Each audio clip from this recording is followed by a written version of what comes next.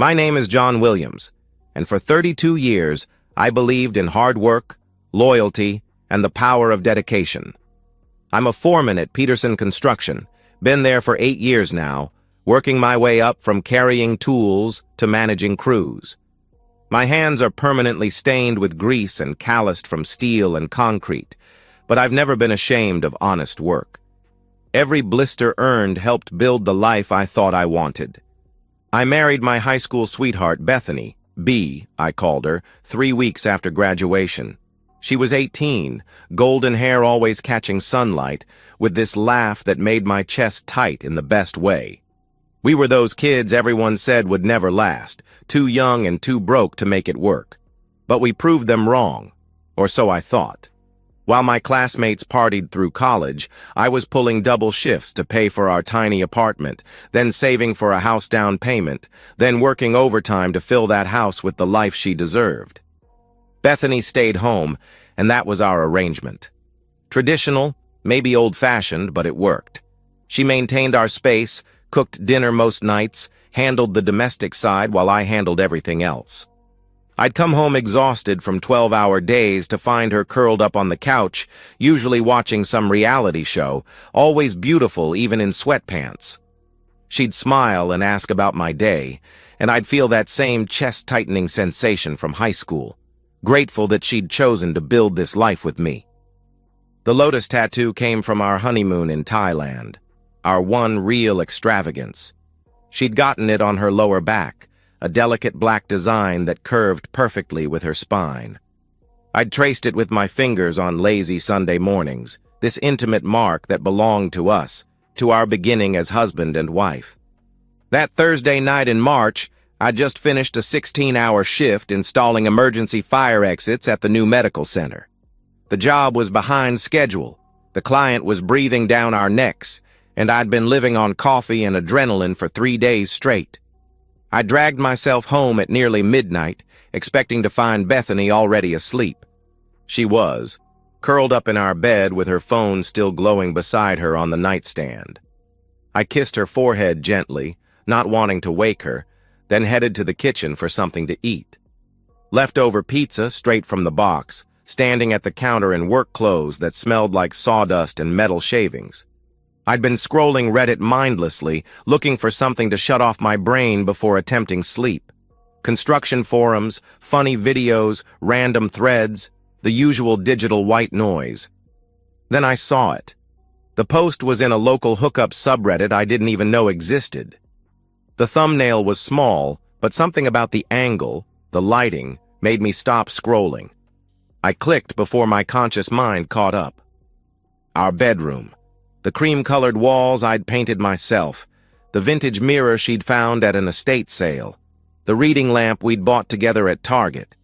And there was Bethany, naked from behind, that lotus tattoo unmistakable, posting to a forum asking for discreet encounters while my husband works late.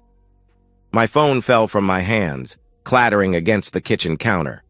I stared at the black screen for what felt like hours, but was probably only seconds. Then I picked it up with shaking hands and looked again, hoping I'd imagined it, hoping it was someone else's bedroom, someone else's wife, someone else's entire world turning to ash. But there was the lotus, there was our bed, there was the woman I'd worked myself half to death to provide for, advertising herself to strangers on the internet. The post was 3 hours old. 3 hours. While I'd been installing safety equipment to keep people alive, she'd been in our bed, in our home, soliciting men online. The timestamp showed she'd posted it at 9:47 p.m., right around the time she'd texted me asking when I'd be home, telling me not to wake her because she was exhausted from cleaning all day. I read the post again, memorizing every word. She'd described herself as a lonely housewife whose husband was always working. She wanted someone young and energetic who could show her what she's been missing. The whole thing was written in a breathy, seductive tone I'd never heard from her in our entire marriage. The comments were worse. Dozens of men responding with explicit messages, describing what they wanted to do to her, where they wanted to meet, and there, buried in the thread, were her responses. Bethany, my wife, flirting back with enthusiasm I'd forgotten she possessed. My chest felt hollow, like someone had reached in and scooped out everything vital. I sat down heavily on one of our kitchen stools, the ones she'd picked out, that I'd assembled while she watched, and tried to process what I was seeing. Every late night I'd worked, every double shift, every time I'd come home exhausted and she'd already eaten dinner, already gone to bed, already made plans that didn't include me. How long had this been going on? How many men had she been talking to while I'd been breaking my back to keep us comfortable? I created a throwaway account. My fingers hovered over the keyboard for a long time before I started typing. I wrote, "Interested. Can you verify you're real?" I hit send before I could talk myself out of it. The response came faster than I'd expected. Bethany was apparently still awake, still online, still actively hunting while I sat in our kitchen processing the destruction of everything I'd believed about my life. Her reply appeared, "Of course, honey. What kind of verification do you need?" The casual endearment hit like a physical blow. Honey. She called me that sometimes, but rarely, and never with that playful emoji. Never with the flirtatious undertone that radiated from every word in her messages. I created a persona quickly. Jake, a divorced electrician from the next town over, successful enough to be interesting but discreet by necessity. Someone stable, someone who wouldn't complicate her life, someone exactly like the responses she'd been favorably replying to in her thread. I typed back, "Just want to make sure you're not a bot or some guy catfishing. Maybe another picture? Something that shows this is really you." The wait felt eternal. 3 dots appeared and disappeared several times. She was typing, then deleting, then typing again. Finally, another photo appeared. This one was different, more intimate. She was lying on our bed, our sheets, wearing the black lingerie I'd bought her for Valentine's Day. The lingerie she'd smiled at politely, kissed me on the cheek for, then apparently never worn. For me. But she'd worn it for Jake. For a stranger on the internet she'd been talking to for less than 10 minutes. She messaged, "Better? I don't usually do this, but something about your profile seems different. More mature." More mature. I almost laughed, except nothing about this situation was funny. I was her husband, the man who'd been mature enough to work himself into the ground to give her everything she'd ever asked for. But mature wasn't exciting, apparently. Mature was something that happened to other people while she looked for adventure online. We talked for hours that night. I stayed in the kitchen, listening to her breathe softly through the bedroom door, while she told Jake about her marriage, her loneliness, her desire for something more passionate than what she had at home. She wrote, "My husband is a good man, but he works so much. And when he's home, he's just tired. We barely connect anymore. I feel invisible." Invisible. I read the word 3 times, trying to process it. I'd been working 16-hour days to keep her comfortable, to pay for the house she'd wanted, the car she'd picked out, the lifestyle she'd grown accustomed to. I'd been doing everything I thought a good husband should do, and she felt invisible. I asked, "What are you looking for?" Her response came quickly. "Excitement. Passion. Someone who wants to explore, you know?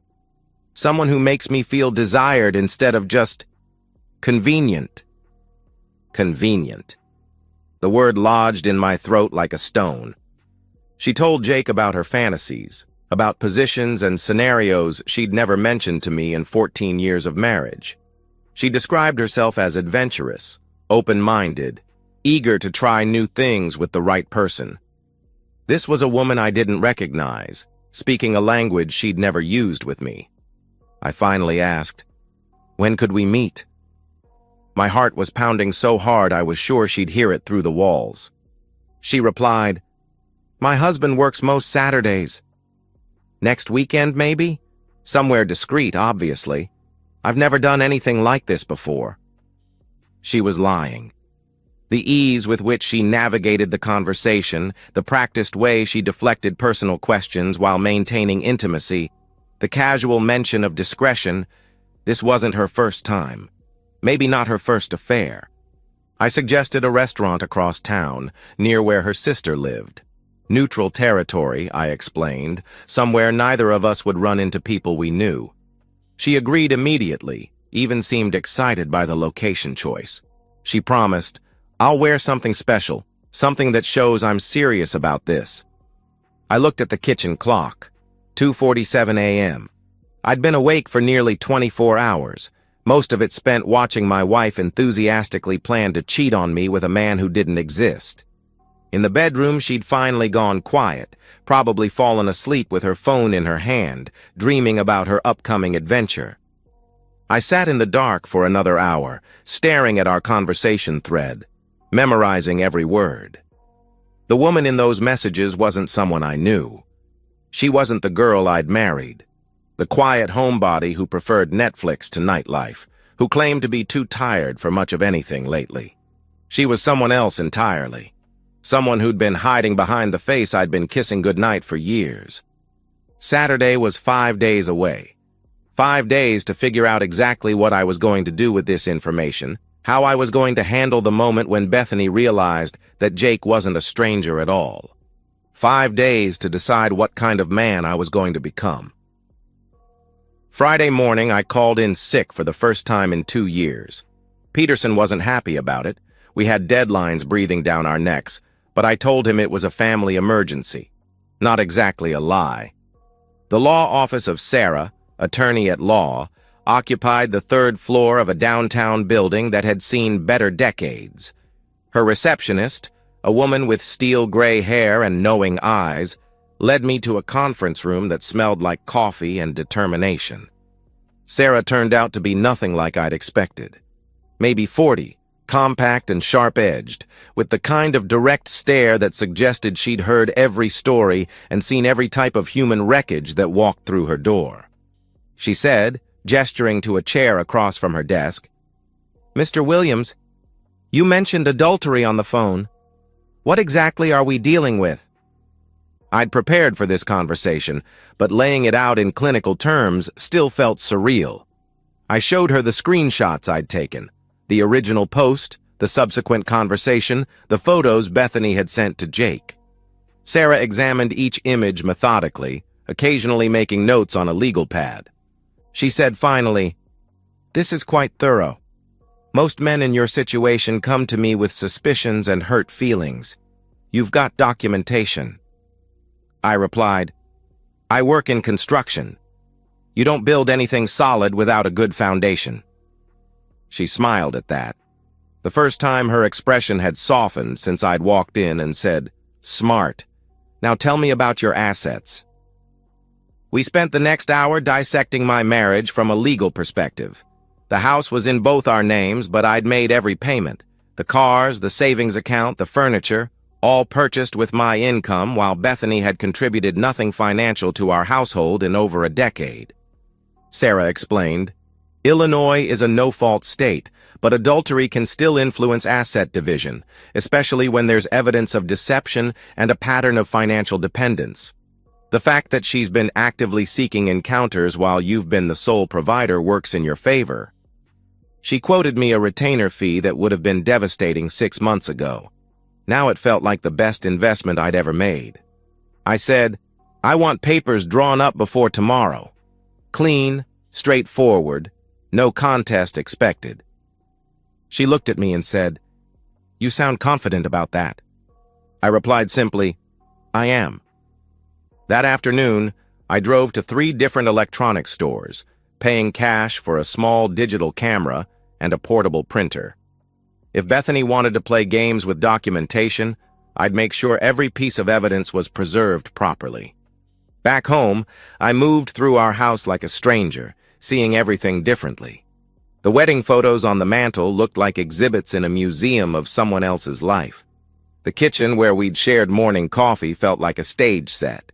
Even our bedroom, especially our bedroom, had transformed into a crime scene. Bethany was unusually chatty when she got home from whatever she'd been doing all day. She kissed my cheek, asked about work, mentioned she might visit her sister on Saturday. The lie rolled off her tongue so smoothly I wondered how many others I'd missed over the years. I said casually, "That's nice. You haven't seen Linda in a while?" She replied easily, "Yeah, she's been asking me to come up for weeks. I thought I'd make a day of it, maybe do some shopping." Shopping. Right. She'd be shopping for a new life, assuming Jake turned out to be everything she was hoping for. I spent Friday evening in my workshop in the garage, organizing tools and trying to keep my hands busy. Bethany flitted around the house with unusual energy, doing laundry, cleaning bathrooms, even vacuuming the living room. She was preparing, getting everything perfect before her big adventure. Around 9, I heard the shower running upstairs. She was in there for nearly an hour, longer than usual, certainly longer than necessary for someone planning to visit her sister. When she emerged, her legs were freshly shaved and she smelled like the expensive perfume I'd bought her for our anniversary. I said from the doorway, "You smell nice." She turned, startled, then smiled and replied, "Just felt like treating myself. You know how it is." I didn't know how it was. I'd never known how it was to lie so effortlessly to someone I'd promised to love forever.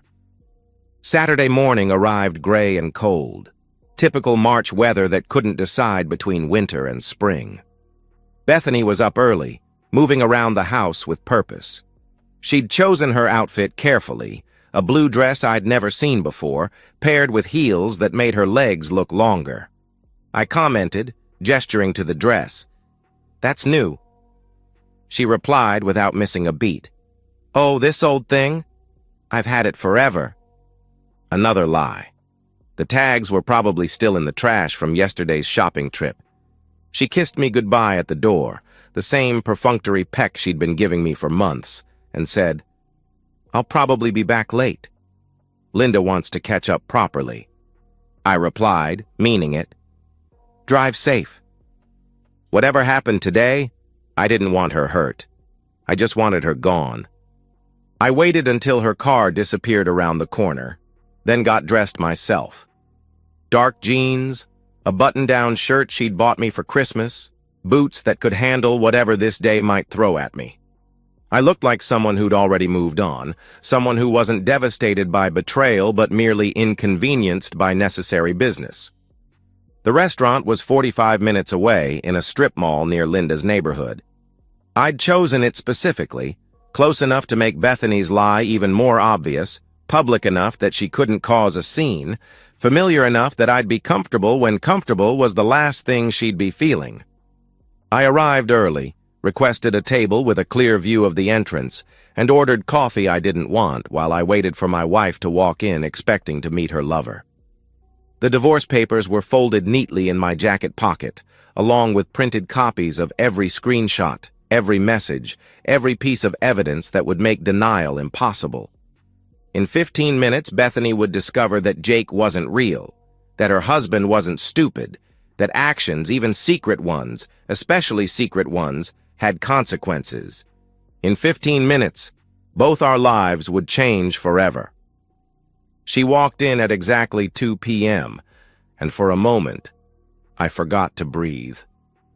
Bethany had transformed herself into someone I barely recognized. The blue dress clung to curves I'd stopped noticing in our daily routine.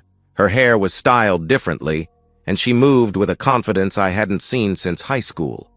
She looked beautiful, radiant even, in a way that made my chest ache with loss and rage. She was wearing the sapphire earrings I'd given her for Christmas. I watched her scan the restaurant, her eyes bright with nervous excitement. She checked her phone, probably looking for a message from Jake, wondering where he was, maybe getting cold feet.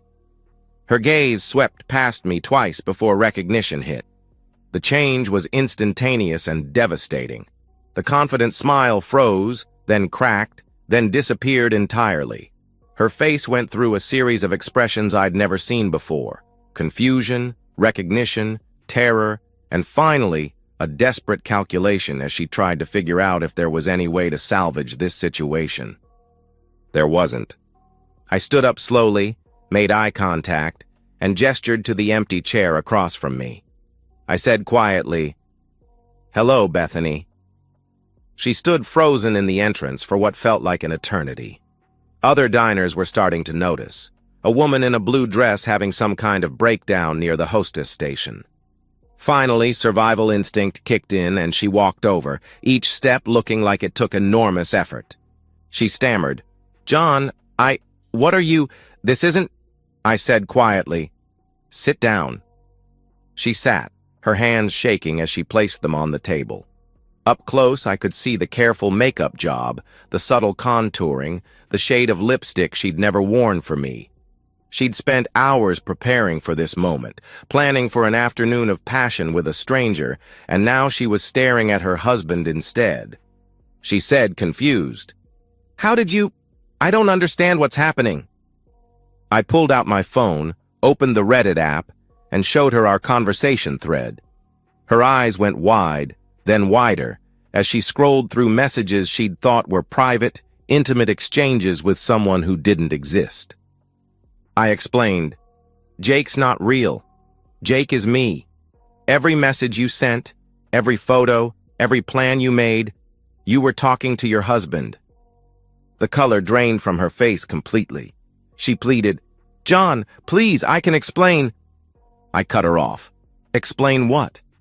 That you've been advertising yourself online while I worked 16-hour days to support us? That you've been planning to cheat on me in the bed I paid for with money I earned breaking my back for 14 years? She started crying then, but they weren't the tears of someone genuinely remorseful. They were the tears of someone who'd been caught, someone who was searching desperately for an angle, a way to turn this around. She whispered, "It wasn't real. It was just fantasy, just online stuff. I never would have actually—" I pointed out, "You're here. You got dressed up, you lied about visiting your sister, you drove 40 minutes to meet a stranger for sex.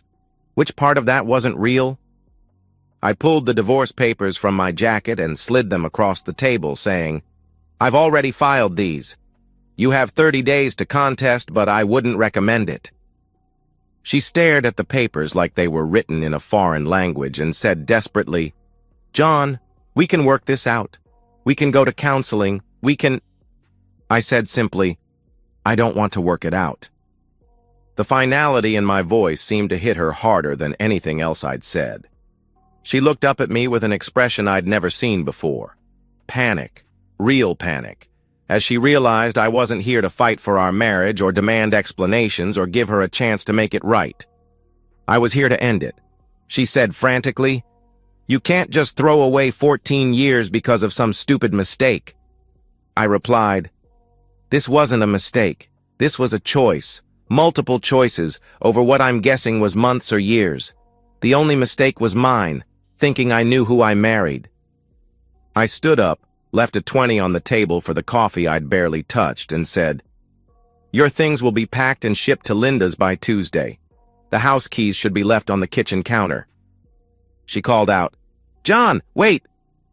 But I was already walking away, past the other diners who'd been pretending not to watch our table, past the hostess who'd seen enough drama to know when it was over. I could hear Bethany calling my name, but I didn't turn around. Outside, the March air felt clean and sharp in my lungs. I drove home slowly, taking the long way, letting the reality settle into my bones. By the time I pulled into our driveway, my driveway now, I felt something I hadn't experienced in years. Peace. The house felt different immediately, not empty. Bethany's physical presence had become so minimal over the years that her absence wasn't a shock. It felt clean, honest, like a space where I could finally exhale without wondering what lies were being told in the next room. I packed her belongings methodically over the next 2 days. Clothes, toiletries, the romance novels she'd collected but never seemed to read, photo albums from a marriage that had apparently been a performance. I found things I'd forgotten she owned, gifts from me that had been shoved in drawers, unused and clearly unwanted. The divorce proceeded exactly as Sarah had predicted. Bethany never contested the papers, never tried to claim assets she hadn't earned, never even attempted to contact me after that day in the restaurant. Linda called once, crying, apologizing for something she hadn't done and couldn't control. I told her she was welcome to visit any time. I'd always liked Bethany's sister, and her loyalty to family didn't change the fact that her sister had destroyed ours. The house felt larger without the constant undercurrent of tension I hadn't realized I'd been living with. I started cooking again, really cooking, instead of grabbing fast food between shifts. I bought groceries based on what I wanted to eat, not what someone else might tolerate. I watched movies I actually enjoyed instead of background noise for someone else's disinterest. Work became something different, too. I'd been using overtime as an escape from a home that had stopped feeling like home, but now I had a reason to come back each evening. My own space, arranged exactly how I wanted it, occupied by someone who wasn't performing happiness for an audience of one. The guys at work noticed the change, though most were tactful enough not to ask directly. Peterson pulled me aside after a few weeks, wanting to make sure I was handling whatever family emergency had kept me out that Friday. I told him, "I'm handling it fine. Better than fine, actually." He nodded, the kind of understanding that comes from experience with life's curveballs, and said, "Good man. Take care of yourself." I started sleeping better than I had in years. No more lying awake wondering why Bethany seemed so distant, why conversations felt forced, why intimacy had become a scheduled obligation rather than genuine connection. No more subconscious stress from living with someone who was fundamentally dishonest about who she was and what she wanted. 3 months after the divorce was finalized, I got a text from a number I didn't recognize. It was Bethany, using a new phone, asking if we could talk. I read the message twice, then deleted it without responding. There was nothing left to say. Some evenings I sit on the porch I built with my own hands, drinking beer I bought with money I earned, in a house that's finally, completely mine. I think about those 14 years sometimes, but not with regret. They taught me something valuable about the difference between being wanted and being needed, between love and convenience, between building a life and simply maintaining one. I'd worked myself half to death trying to provide for someone who saw my dedication as a weakness to exploit rather than a strength to appreciate. Now I work for myself, live for myself, make decisions based on what will make me genuinely happy rather than what might earn me gratitude I'll never receive. The betrayal hurt, but the liberation that followed hurt more. The painful realization of how much of myself I'd lost trying to make someone else happy. How much life I'd missed while focused on earning love that was never really there. I don't hate Bethany anymore. Hatred requires energy and emotional investment I'm not willing to spare. She made her choices, revealed who she really was, and gave me the gift of clarity. For that, in a strange way, I'm grateful. These days, when people ask if I'm dating, I tell them I'm not in any hurry. I'm learning to enjoy my own company again, to build a life that's authentically mine, rather than a compromise between what I want and what someone else might accept. Someday, maybe I'll meet someone who appreciates dedication rather than resenting it, who sees partnership as addition rather than subtraction, someone who chooses honesty even when lies would be easier. But if I don't, that's fine too. I've learned the difference between being alone and being lonely, and I'm no longer afraid of either. The house is quiet these days, but it's a peaceful quiet. The quiet of someone who finally knows exactly who he is and exactly what he's worth. And so, we've reached the end of today's story. Was it what you expected, or did it take a twist you didn't see coming? I'm curious to hear your thoughts. Share them in the comments below, and let's get a conversation going. If this story kept you hooked, make sure to hit that like button. And if you're new here or just haven't subscribed yet, now's the perfect time to join our community. I bring you fresh, captivating stories every day, So click that subscribe button and turn on notifications so you never miss out. Thanks for watching, and I'll see you in the next one.